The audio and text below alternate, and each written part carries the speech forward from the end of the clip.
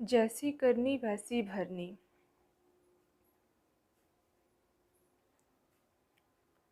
किसी गांव में एक बूढ़ा व्यक्ति अपने बेटे और बहू के साथ रहता था।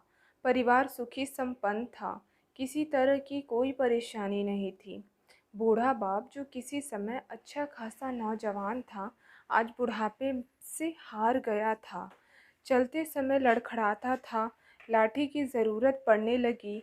चेहरा झुर्रियों से भर चुका था। बस अपना जीवन किसी तरह व्यतीत कर रहा था। घर में एक चीज़ अच्छी थी कि शाम को खाना खाते समय पूरा परिवार एक साथ टेबल पर बैठकर खाना खाता था। एक दिन ऐसे ही शाम को जब सारे लोग खाना खाने बैठे, बेटा ऑफिस से आया था। भूख ज़्यादा थी, सो जल्दी ही खाना खाने बैठ गया और साथ में बहू और उसका एक बेटा भी खाने लगे। बूढ़े हाथ जैसे ही थाली उठाने को हुए, थाली हाथ से छिटक गई और थोड़ी दाल टेबल पे गिर गई। बहू बेटे ने घृणा दृष्टि से पिता की ओर देखा और फिर से अपना खाने लग गए। बूढ़े पिता ने जैसे ही अपने हिलते हाथों से खाना खाना शुरू किया, तो खाना कभी कपड़ा पे गिरता, कभी ज़मीन पर। बहू चिढ़ते हुए कही, हे राम, कितनी गंदी तरह से खाते हैं। मन करता है इनकी थाली किसी अलग कोने में लगवा देते हैं। बेटे ने भी ऐसे सिर हिलाया जैसे पत्नी की बात से सहमत हो। उनका बेटा यह सब मासूमियत से देख रहा था।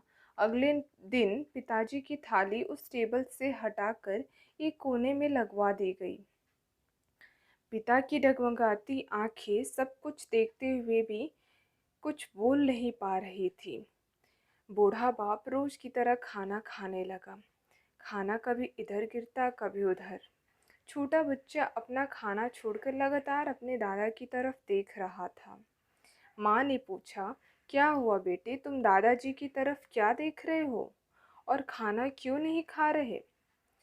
बच्चा बड़ी मासूमियत से बोला, माँ, मैं सीख रहा हूँ कि वृद्धों के साथ कैसा व्यवहार करना चाहिए।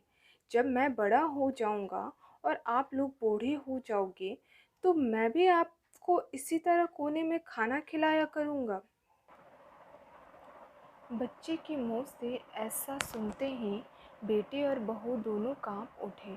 शायद बच्चे की बात उनके मन में बैठ गई थी, क्योंकि बच्चा ने मासूमियत के साथ एक बहुत बड़ा सबक दोनों लोगों को दिया था।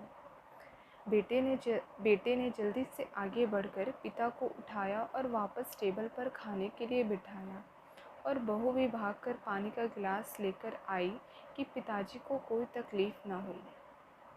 इस कहानी से सीख मिलती है कि माँ बाप इस दुनिया की सबसे बड़ी पूंजी है। आप समाज में कितनी भी इज्जत कमा ले या कितना भी धन कमा ले, लेकिन माँ बाप से बड़ा धन इस दुनिया में कोई नहीं है। इसलिए दोस्तों, माँ बाप की सदैव इज्जत करें। धन्यवाद।